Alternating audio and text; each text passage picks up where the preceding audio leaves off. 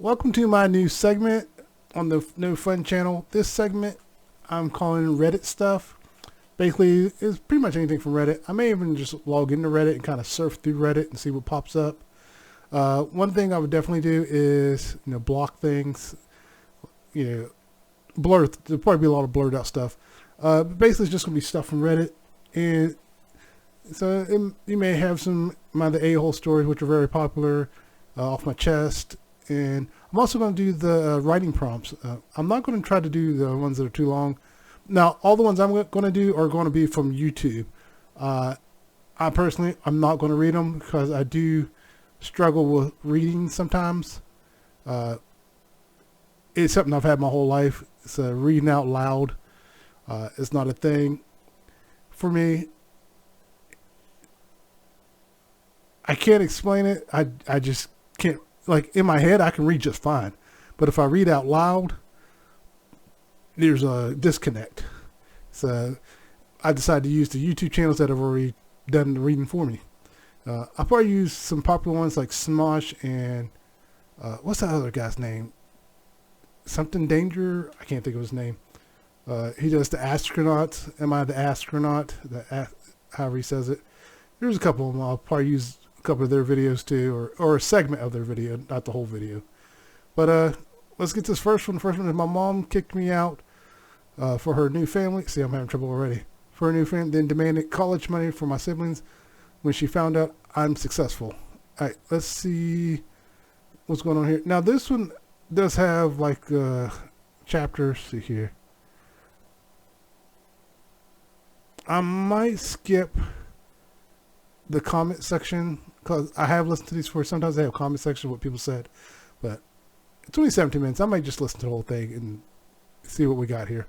Here we go. Hit play. My mom kicked me out for her new family, then demanded college money for my siblings when she found out I'm successful. To put things in perspective, my mother gave birth to me at the age of 20, and my biological father was never involved. He never wanted children, she told me. And because they had only been dating for a few months when she became pregnant, she offered him the option to leave, which he did. She stated that because of the bitterness of their breakup, she had chosen not to demand child support from him, and he had also refused. I hate when I hear that. It's like, get the child support. If they're the father or the mother, get child support. I know some, oh, it's not worth it. But then you complain when you're struggling. It's like you should have just went for it. Used to pay. Never talking again was convenient for both of them. I'll real quick on that. A lot of times also it's like the people who shouldn't go for child support do it. It's like, why are you going for child support? I never understood. The ones that shouldn't go for it are going for it. And the ones that need to go for it won't go for it. It's like, so weird. She was fortunate to have my grandparents' unwavering support and encouragement, which enabled her to finish her schooling and secure employment. She dated a couple men while I was younger, and she began dating Harry, a co-worker, when I was about 8 years old. Before getting married, they dated for over 3 years. Although we weren't very close, Harry and I got along well enough to put up with each other being in the house. When my mom became pregnant 4 years after they were married, everyone was overjoyed, including me. In retrospect, I probably should have known what was going to happen, but I was too preoccupied with the idea that my mother would always support me. I hoped mom wouldn't leave me now because she had endured a lot of challenges raising me by herself. She obviously distanced herself from me after she married Harry, and we began to drift apart, but I thought it was only a phase and that things would improve. During her pregnancy, I did my best to be encouraging, but she appeared to get angrier every time I was there. To avoid disturbing her, I made the decision to become scarce, but it seems that I wasn't inconspicuous enough. I hear stories like this a lot of times, and I just don't get parents who kick the old family to the curb and then go start a new one. It's like, I don't get it. It's like, that's still your kid, and you just kick them to the curb and like, I'm going to go start over. She and Harry sat me down. And for the record, it's not always just men. Like in this one, it's a woman, and I hear it both, and it's just like, you failed raising this kid, but you're going to start over and do it with someone else. For a serious conversation 6 months after she gave birth to twins. They informed me that they couldn't keep me in the house since they had 2 children to look after. They couldn't legally throw me out without getting in trouble because I was still a juvenile, having just turned 16. By highlighting the financial burden of providing for a big family, on their meager income, they attempted to persuade me otherwise. Since we had been living comfortably up until that point, I honestly didn't think it was hard to maintain 2 adults, 1 teenager and 2 kids on the salary of 2 web engineers.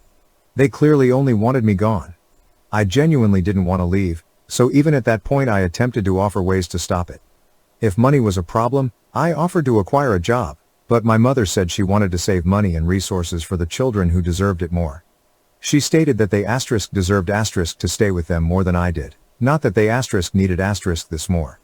That was all it took for me to decide that I had to leave because the part with ****.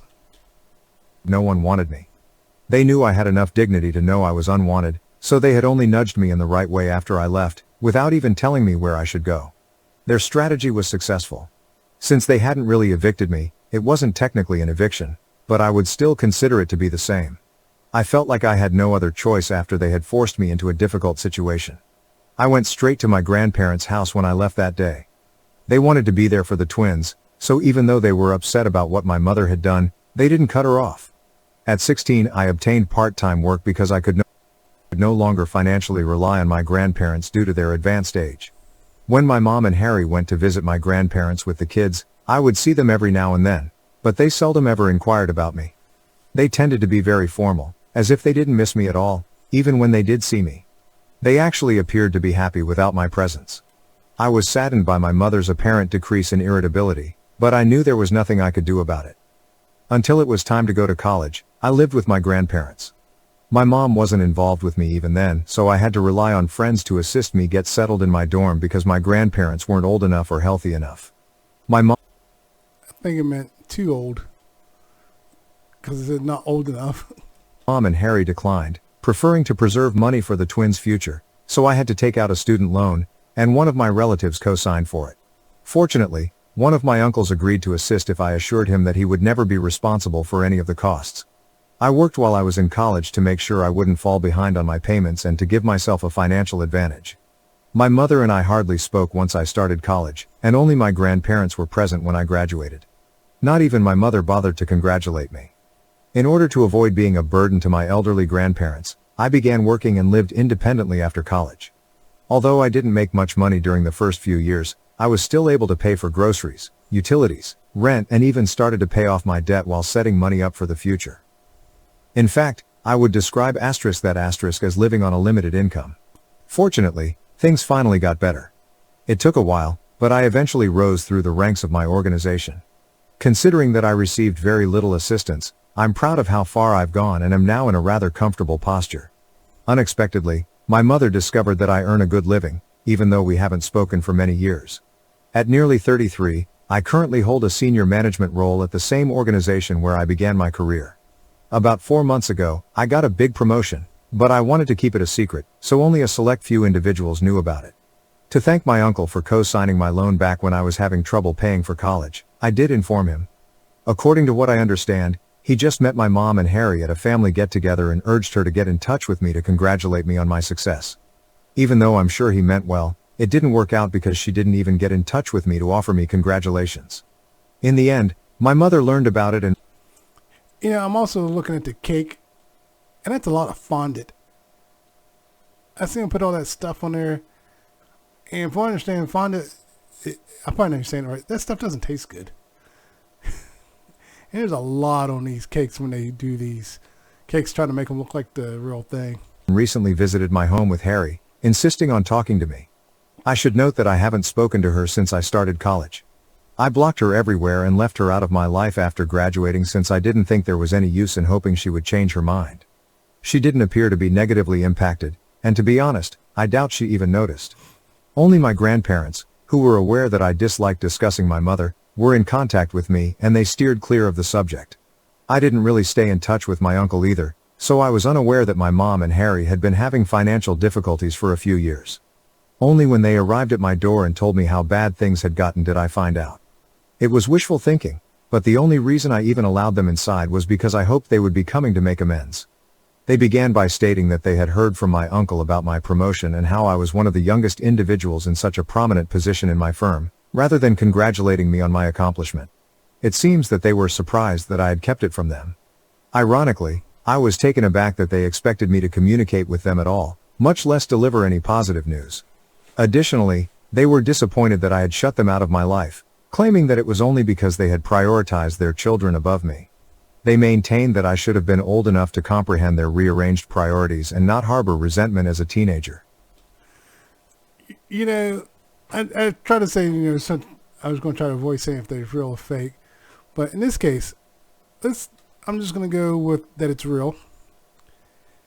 And because I have seen in real life parents who do this, where they'll cut ties with their kids, and then their kid starts making money. Like you'll see with actually professional athletes who haven't seen their mother or father in a long time, then they come out of woodworks like, hey, that's my kid, and they're like, yeah, no, you're just a donor. You were an egg donor. You were a sperm donor. Go away. And it's like, and they use that whole, you should help family out. If family is important, it's like, if it's so important, why'd you kick me out? And then they expect you just to get over it. It's like, could you be any more narcissistic? I should have supported their decisions rather than going in with my grandparents. I'm not even sure why they thought I would agree with their choice to expel me from the house. They tried to gaslight me into thinking that I was the bad guy for being angry that they had ejected me so they could spend time with their children alone, but that's how they began our reunion after all these years.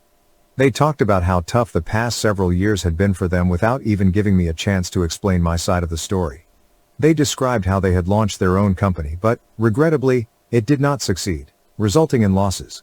They were now attempting to make up for previous losses, and they desperately needed money as the twins were getting close to college age. I saw then why they had come. They needed financial assistance. They didn't waste any time going right to the point, even trying to soften it by claiming that I could make it up to them, by paying for my siblings' schooling, but that at first they were upset that I hadn't contacted them despite performing well. Their attempt to make it seem as though they were doing me a favor by allowing me to pay for Asterisk thing. the college education of 2 children I no longer knew astounded me. I told them right away that I wouldn't be doing that and that it was disrespectful of them to believe they could coerce me into doing so. I became irate and reminded them that they were the reason I had to work during my college years and pay for my own education. Because they wanted to save for their real children, who they believed deserved it more than I did, they had refused to provide me with financial support back then. I assured them that they had no right to expect anything from me now, particularly financial support, since I had never questioned their choice to put the twins first and had just left them alone. They actually no longer had the right to demand that I communicate with them. Instead of attempting to emotionally control me, I pointed out that they could now use the same money to pay for the twins' college bills because they had wished to conserve money and resources for the children who deserved. That's a good point. What happened to the money you were supposed to be saving when you kicked me out? Where'd that go? I understand your business saved. You're telling me you didn't save anything? You sunk it all into the business? Not my problem. I had nothing else to say, so I asked them to go. I was stupid to invite them inside my house in the first place, assuming they might have come to express regret for their treatment of me. They became irritated and attempted to place the blame elsewhere when I began to insist that they leave. They informed me that I wasn't innocent in this case. Their protection. They said I was over-enthusiastic, over-involved, and frequently irritable while we all lived together. I was only a teenager, trying to keep in touch with my family as they drifted away from me, so I couldn't believe that was a true issue they had with me. The sad part is, one of the reasons I can believe the story is fake is because of the stuff I see on TikTok. Like I said, I've seen it in real life too. And it's just so sad that there are people who do this. It's like, oh, this kid didn't work out, and like the kid's only 10. It's like, what did you expect?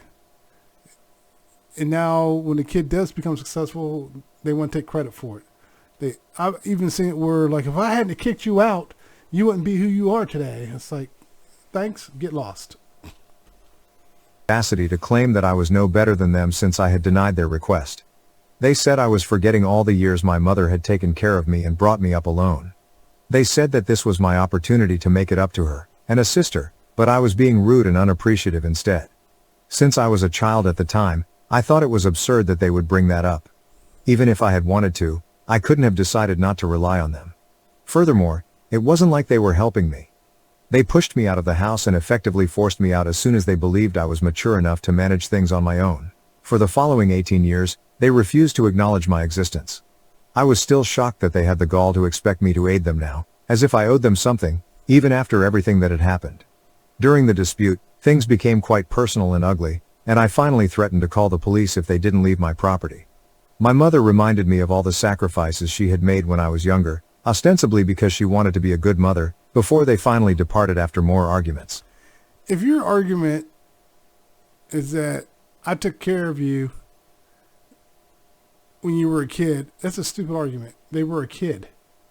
They were your kid. You were supposed to. You were supposed to take care of them. You're supposed to raise them, make sure they grow up and ready for the world. I'll joke with my kids, but the reality is that's your job because you chose to have the kid. I mean, you could have given up for adoption. You could have not had the kid. There were options, and you chose to keep the kid and raise it, and now you're basically saying, now you owe me. That's not how that works. That's like when I hear people saying my parents gave me a bill and threatened to sue me if I didn't pay. It's like, stuff like that really happens. Like parents think, well, 18 years now you owe me, or 18 years, get out. And it's just like they kick their kids out right then and there on the street. It's like, I don't have to take care of you no more, get out. Like if you didn't want to take care of them in the first place, you should have gave them up for adoption. And it's like, why did you keep them? In some cases they keep the kids because they're getting money. But yeah, it's just sad when you hear this stuff. She said that I had been ungrateful the one time she had expected me to sympathize with her predicament and allow her to put other people before myself. She now claimed that rather than the other way around, I was portraying her as the villain. Since then, this has been bothering me and I'm having trouble figuring out whether I'm to blame, whether I've been expecting too much from my mother, or whether she's simply deceiving me. And one thing I will say because of just now, what he was talking about, feeling guilty, there are people like that in real life where they've been the victim their whole life, and then when they stand up for themselves, and the person who's been victimizing them, knows what buttons to push and makes them feel guilty for standing up for themselves. I personally have known people like that who, when they stand up for themselves, they think, oh, did I do too much? I should apologize. Like, no, don't you dare apologize. It's like I've had to tell them, don't apologize. You stood up for yourself. You did the right thing. They screwed up. They need to apologize to you. Don't you dare apologize to them. And so when I hear that in these like Reddit stories or in stories in general, it's like I want to go and like almost kind of smack them and be like, you did the right thing. Stick to your guns. I decided to post on Reddit to get some unbiased perspectives even though I'm quite sure I'm correct. AITA for not paying for my half-sibling's college tuition just because my stepdad and estranged mother are having financial difficulties. Edit. No, you are not. Even though my uncle had excellent intentions, I reminded him that what he did was wrong and unacceptable. His actions undoubtedly had a negative effect. I wouldn't be in this predicament if he hadn't shared my life with my mother and disclosed my contact details without my consent. He apologized excessively, stating that he was unaware of their financial difficulties and that he had no idea my mother would respond in this manner. He admitted that he had no business telling my mother about my life and that if we had wanted to get back together, we would have done so without his help. Since his heart was in the right place, I don't intend to cut him out of my life. I would have been much more angry.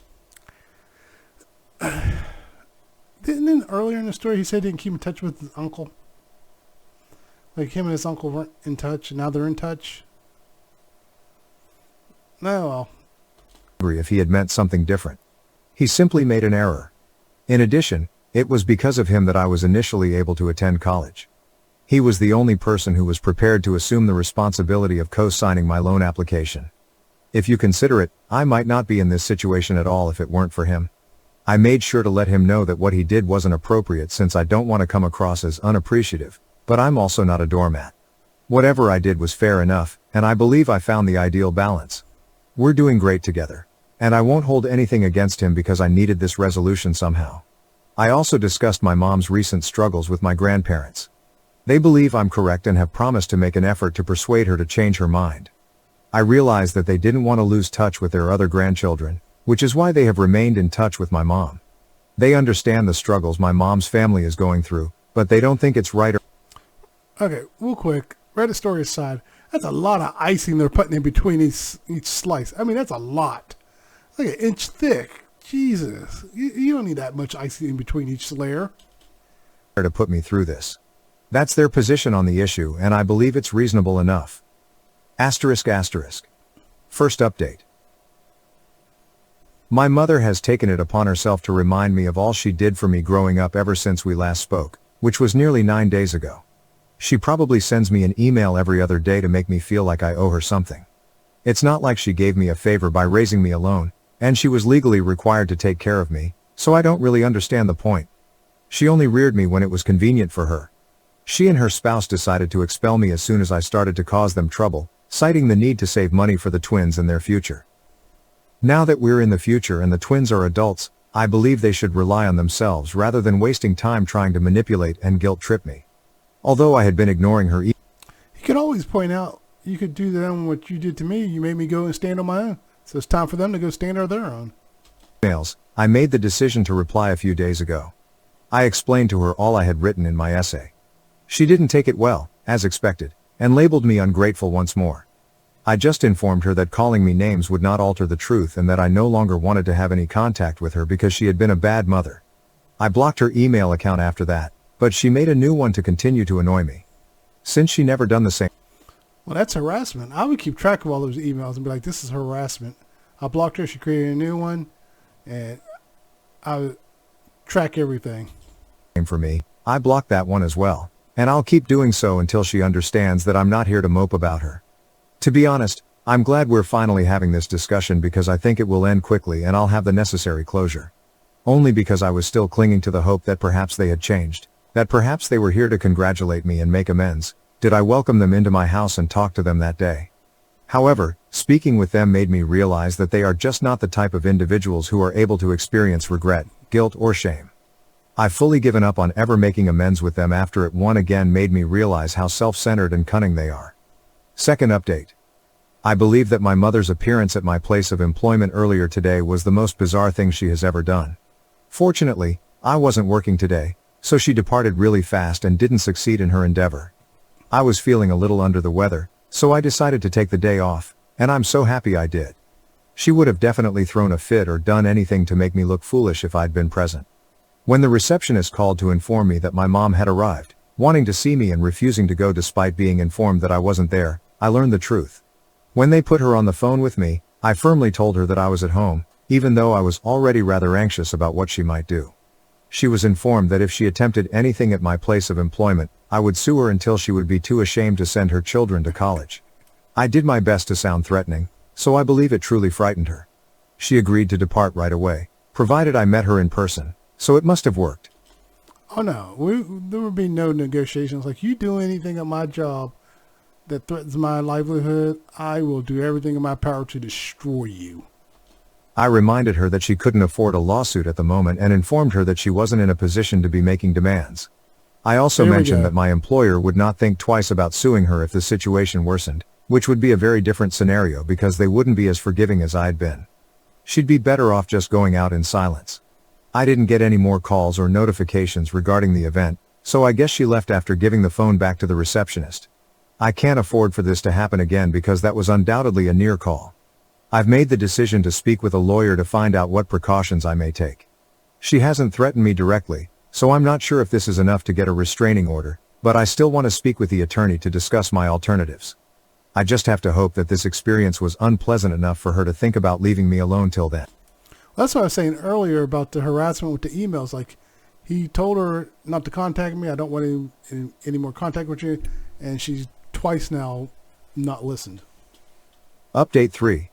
Since I'm very certain we now have grounds for a restraining order, I suppose I don't need to consider filing one. When my mother arrived at my place of employment last week, I was able to persuade her to leave. However, in light of this week's events, I believe that a restraining order against her needs to be issued for everyone. She was waiting outside my door when I got home from work a few days ago. I informed her right away that I didn't want to argue and that I would call the police if she didn't leave. She practically raced at me and threw me to the ground, sending my phone flying out of my hands as I was ready to dial. She cursed at me and blamed me for everything that had gone wrong in her life, while she attempted to beat me up. It took me a while to react since I was so taken aback by her insane conduct. However, because I consistently work out and am much younger than her, it was simple for me to overwhelm her when I did. Fortunately, all the shouting had alerted my neighbors to the problem and caused them to call the police. They even came to my aid and restrained my mother as we awaited the arrival of the cops. I made the decision to file charges when the police eventually arrived. Now, I will say one thing. When I hear these stories, a lot of times they'll say, I didn't want to get them in trouble, so I didn't press charges. Always press charges.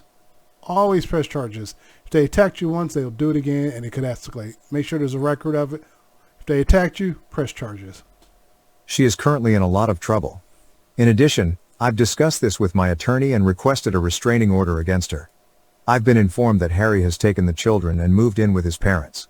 I'm not sure if he intends to come back anytime soon. He apparently challenged her about her behavior after saving her and informed her that she couldn't continue acting in this manner. She also got into a fight with him, which seems to mean she's really lost it.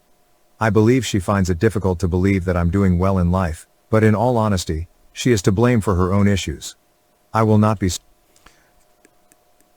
If these people will stop and think, just think about it this way. If they had just been there for this kid, he probably wouldn't hesitate to help him out. You know, all you have to do is just be there for him. Show up. You don't necessarily have to be perfect either. Just love them, be there for them, and you know, even if they can't help you out, they're still your kid. You know, my mom helps me out, and I help out in my own way.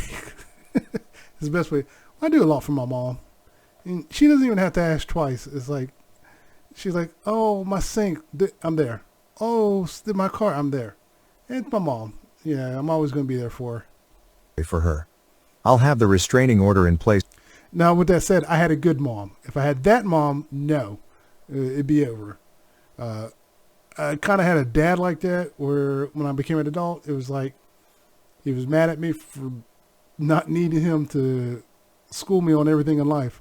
Like I had a brain and could think for myself. And unfortunately, our relationship was never the same. I mean, he passed away and it was never fixed. And unfortunately, it is what it is. To me, it was damage beyond repair. Last time we saw each other, he asked if we were okay, and I was just like, yeah, we're fine. And the reality is, I had written him off a long time ago. So, unfortunately, that happens, and that's pretty much what's happened in this case. Soon, and since I'm making more money, I've already started thinking about moving into a larger home. Since now seems like the ideal moment, I'm going to start exploring my alternatives. Being linked to someone like that is embarrassing, so I sincerely hope my mother receives the support she needs and learns to behave normally. She has also been nasty to my grandparents, who have told me they no longer want to be around her. The only person she can blame for everyone avoiding her is herself. Anyway, I'm not worried about it anymore. Thank you for watching. If you haven't subscribed yet, please do so and hit the notification bell to stay updated with more shocking real... Okay. Excuse me there. But yeah, in the end, not the a-hole. They definitely did the right thing. I'm glad they pressed charges. Yeah, it's sad to hear this stuff, but it does happen. And I hate when I hear people talking about, oh, it's your family, it's your parent, it's your mom, it's your dad. So, if someone does you wrong, get away from them. Don't be around them. I don't care who they are. I don't care how close, you know, how they're related to you, friend, family, whatever. If they're doing you wrong, get away from them. You don't owe them anything. If they've screwed you over, it's over. It's time to move on. All right, everyone. I'll leave a link for this website for you. And don't forget to like and subscribe. And I'm going to try to do more Reddit stuff. All right, everyone. Bye.